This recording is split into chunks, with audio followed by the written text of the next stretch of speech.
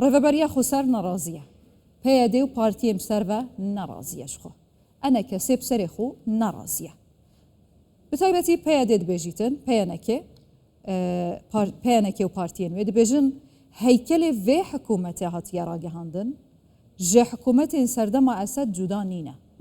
کەواتە فەرقیەک چێ نەبوو و دەنگی ڕاستەقینەیە ئول و پێکاتیان دەبێ کابینەیەدا نینە بۆچی ئەو قاسرازی بوون بتاکە کەسی و بسەرێ خۆ ئەف حکوومەتە هاتە ڕاگەهاندن جێ شروڤەکارێ سیاسی هێژەیە مستەفا نەعیمی ژێ ئەد لەبێ دەپرسم هێژەیە مستەفات بخێراتی کوردستان 24 دەهێتە چواتەیە گاوان نە کورد نە دورس نە عەلەوی نەژی کریستیان ji vê حکوومەتێ رازی بن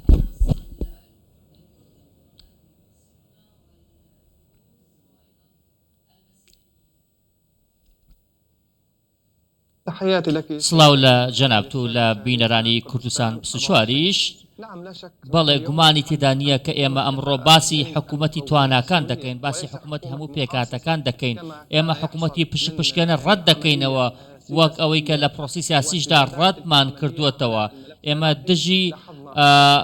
حکوومەتی پشکێنین وەکوی لە عێراق بینیومانە هەر لەبەر ئەوە ئێمە توانیومانە قەیرانەکە تێپەڕێنین یەکەمین حکوومەتی سووریامان تەشکیل کردووە و بڕوام وایە کە لە داهاتوویەکی نزیکدا نوێنەرانی سەرجەم پێکاتەکان لە حکوومەتی نوێ بەشداریان دەبێت بەڵام تاوەکو ئێستش ئێمە باس لە کۆمەڵێک شوێن دەکەین کە هەژمونی وڵاتانی دیکەیان بەسەرەوەیە لەژێر دەسەڵاتی حکوومەتی سووریادا نین هەر بۆیە ئێمە پێویستمان بە کۆمەڵێک کەسایەتی سیاسی هەیە کە دەوڵەتی سووریای نوێ بە جیاواز بەڕێوە بن هەروەها بتوانن قەیرانە هەرێمی و نێودەوڵەتیەکان تێپەڕێن و ئامانجەکانمان بەدی بهێنن ئەمەش بێگومان پێویستی بە هەوڵی ناوخۆیی هەیە پێویستی بە کەسایەتی ناوخۆیی هەیە ئێمە پێویستمان بۆیە کە سەرجەم ناوچە و سەرجەم کەسایەتەکان نوێنەراتیان لە دیمەشق بێت بەڵام سەرەتا بە کەسایەتی ناوخۆ دەست پێ دەکەین ئەوەی ئێمە دەکەین سەرەتا دانانی بەردی بناغەیە ئامانجێکی استراتیژیمان هەیە ڕوئیا و دیدگامان ڕوونە ئێمە دەمانەوێت سووریا ڕزگار بکەین نامانوێت بگەڕێنەوە بۆ سەردەمی پشکێنە و دابەشکاری هەرێمایەتی و نفوزی وڵاتان لە ناوچەکە و دابەشکردنی کێکی سووریا بەڵکو ئامانجی ئێمە سووریایەکی دیموکراتی ئازادە کە هەموو پێکاتە و نوێنەرەکان بەشداریان لە هەبێت بەبێ لایەنگری بەبێ سەرخستنی لایەنێک بەسەر لایەنێکی دیکەدا سەرباری ئەوەی هەندێک لە لایەنەکان تۆزێک تێبینیان هەیە بەڵام پێم وایە کە سووریەکان توانایان هەیە سەرکەون توانایان هەیە ئەم حکوومەتە سەر بخەن هەروەها ئەگەر ئەمریکەکانیش بکشێنەوە تەنانەت ئەگەر ناوچەکانی دیکەش ئازاد بکرد سووریا دەتوانێت خۆی بەڕێوە بات ئێستا ئێمە ڕۆڵێکمان لە سەرشانە حکوومەتی نوێی سووریا ڕۆڵێکی گرنگی لە سەرشانە هەروەها بەڕێوەبەراتی خۆسەریش لە ناوخۆی حکوومەتی سووریادا ڕۆڵێکی گرنگی هەیە هەروەها ئاماژەکانیش لەسەر ڕێڤەبەریە خۆسەر ڕۆڵێکی گرنگ دەبێ حکوومەتێدا هەیە گاوا دەبێژن هیچ تعبیرێ لەمە ناکەت بەشداریامەیە ڕاستەقینە تێدا نینە بە چ ڕەنگی ڕۆڵ تێدا هەیە مەسەلە بەڵێ من بڕوام وایە کە کۆمەڵێک ئامانج هەیە ئێمە ئامانجی هاوبەشمان هەیە لەگەڵ بڕبەرایەتی خۆسەر ئێمە دەمانێت سووریا ڕزگار بکەین بە هەوڵی هەموو نەوەکانی بە هەوڵی هەموو ئەندامەکانی ئێمە دەمانوێت سووریا لەو گەردەلوولە ڕزگار بکەین کە ڕووی لە ناوچەکەمان کردووە ئێمە ڕەنگە هەندێک تێبینیان هەبێت هەندێک ترسیان هەبێت هەندێک تێبینیان هەبێت لەو شوێنانی کە ئەمریکا دەستی بەسەردا گرتوون ڕەنگە هەندێک جیاوازیمان هەبێت سەبارەت بە ئیدارەدانی قۆناغی ڕاوگوزەری سووریا هەبوونی ئەم جۆرانە ڕەنگە ببێتە هۆکاری ناسەقامگیری سووریا ڕەنگە تەنانەت ناوچەکانی ژێر دەسەڵاتی ئەمریکاش بۆ نمونە حەسەکە دێرە زوور حەلەب بەشێکی حەلەب ڕەقە ئەم سێ بچوار پارێزگایە تاوەکو ئێستایش دەستگیرکردنی تێدا ڕوودەدا تاوکێش سەقامگیری تێدا نییە ئێمە پێویستمان بەوەیە کە ئەمریکا هەسەدە ڕازی بکات ئەمریکا لەگەڵ هەسەدە هەماهەنگی بکات بۆ ئەوەی ئەو ناوچانە بگەڕێنەوە بۆ ژێر دەسەڵاتی سووریا بۆ ئەوەی ناوچانەش هێژای نەعیمێ هەسەدێ بوویە بەشێک ژێ ئارتێشا نویا سووریا بووچی هەسەدێ ڕادەست بکە ڕادەستی کێ بکە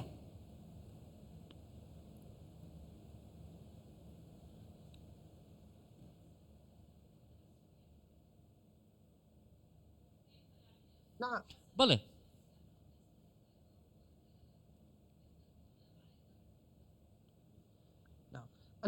بەڵێ من بڕوام وایە لە ئەگەری دروستکردنەوەی دەوڵەتێکی نوێدا پێویستە هەموو چەکەکان یەک بخرێن چەک لە ژێردەستی دەوڵەتە کۆک بکرێتەوە پێویستە هیچ پێکاتەیەک چەکی لە دەستدانە بێت بەڵکو چەک لە دەستی دەوڵەتدا بێت ئێمە پێویستمان بە هەموو پێکاتەکانە پێویستمان بە هەموو نەوەکانی سووریایە پێویستمان بەوەیە کە هەمومان لەژێر دەسەڵاتی وەزارەتی بەرگری سووریا کۆ ببینەوە ئێژای نعیمی توقاڵە هەسە دێتکە چەکی بەدەسەوە بێت جەنابێتە قاڵە هەسە دێتکە هەسەدی ڕێکەفتن دیگەل ئەحمەد الشەرع کریە و خۆبوونە بەشێک ژە ئارتێشە نیشتیمانیە سووریا نو توقاڵە چت کە دەبەک و هەیەوە ژە هورگولیان نەبیتن لێ ئەس پرسە خۆ بگارم خەریک باسی و خاڵە بکەم یەک دەق کارڤەدانên çêbûne li ser heykelê vê hikûmetê baş e xelek jê nerazî ne Kurd ne Elewî ne Kiristiyan ne jî Durs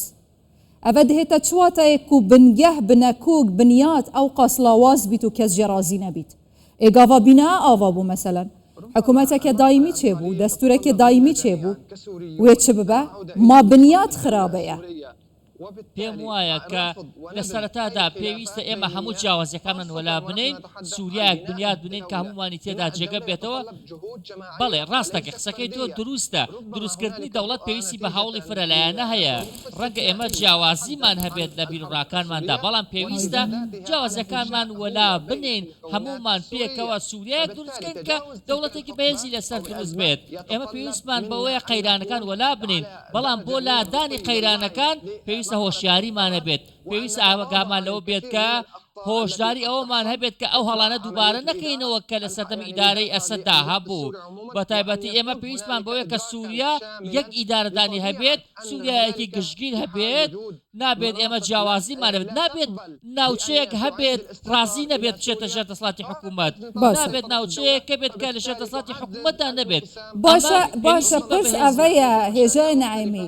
تمام سووریایەکە گرتی یەک پارچەیی ji xwe aliyê Kurda jî vê dibêjît lê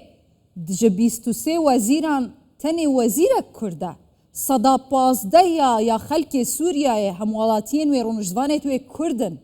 tenê wezîrek ew wezîr jî ne li ser aliyekê siyasî belkû takê kesî hatiye hilbijartin halê Durz û Elewî û Kiristiyanan jî heman hal e hûn qala kîjan Sûriya yekgirtî dikin gava hûn guh nadin daxwaz û xastekên pêkhate û neteweyên cuda li wî welatî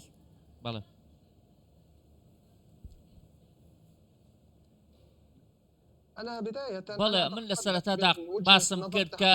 ئێمە من بەرپرس نیم ئەوەی کە من دەیڵێم شیکاری خۆمە ئەمە بە ڕوون بێت و هەموو لایەک بەڵام ئەوەی کە پێویستە بە دروستکردنی دەوڵەت و بەشداریکردنی پێکاتەکان لەم دەوڵەتە نوێیەدا ئەگەر ڕێگە بدرایە کە سووریا دەسەڵاتی بەسەر هەموو جوگرافیەکەدا هەبوایە ئەگەر سووریا بیتوانایە کە پرۆژەکان لە هەموو شوێنەکان جێبەجێ کات بێگومان ئەو کاتە بەشداریان زیاتر دەبوو بەداخەوە ئێستا هێزەکانی سووریای دیموکرات سەرباری ئەوەی کە جۆرێک لە ڕێکەوتن هەیە جۆرێک لە هێما هەیە بۆ ڕێکەوتن بەڵام لە ژێر دەسەڵاتی حکوومەتدا نین ئەمە ڕوونە پێویستە ئێمە دیدگایەکی هاوبەشمانە بێت پێویستە ئێمە بزانین چۆن ئێمە پێکەوە سەقامگیری وڵات دەپارێزین دابشکاری وەلا دەنێن نابێت ئێمە کار بکەین بۆ دابشکاری و دروستکردنی هەرێمێک یاخود پارچەیەک یاخود هێزێک لە ژێر دەسەڵاتی شوێنێکدا بێت بۆ نمونە ئێستا لە سوەیدا کە دروستەکانی لێ هەر لە خوناو خۆیاندا دابش بوون بەشێکیان لە یانگری حکوومەتی سووریا دەکەن بەشێکیان بوون بە داردەست و پشتیوانی دابشکاری سووریا دەکەن تەنانەت بەشێک لە خەڵک و شێخەکانی سوەیدا پشتیوانی دابشکردنی سووریا دەکەن لەلایەکی دیکەیشەوە وەکو بینیمان لە ماوەکانی ڕابردوودا عەلەویەکان لە کەناری ڕۆژ ئاوای سووریا هەوڵیاندا ناوچەیەک دابش بکەن هەوڵیاندا دەسەڵاتی حکوومەتی سووریا لاواز بکەن هەروە هەوڵیاندا کە ئاژاوە دروستکەن بەڵام ئێمە کۆتاییمان بە ئاژاوەکان هێدا هەندێک ئاژاوە دروست بوو هەندێک پاشماوەکانی ئەسەد ویسیان ئاژاوە دروست بکەن بەڵام ئێمە زیاترمان کردن پێم وایە کە پشتیوان بەخوا لە قۆناغی داهاتوودا ئێمە زیاتر کراوە دەبین ئەو ترسانەی کە خەڵک هەیەی دەیڕێوێنینەوە بەشداری زیاترمان دەبێت بەڵام ئێستا قۆناغەکە گرنگە پێویستە ئەزمە و قەیرانەکان وەلا بنێن پێویستە ئەو ناکۆکیە هەیە وەلا بنێن ئەو ئازارە لە ڕێکەوە دەربهێنین کە 40 ساڵە ئێمەی پێوە دەتلێنەوە کە حکوومەتی ئەسەد بەسەری هێناوین. مصطفى نعيمي شروفكار السياسي جئد لبي قالك سباس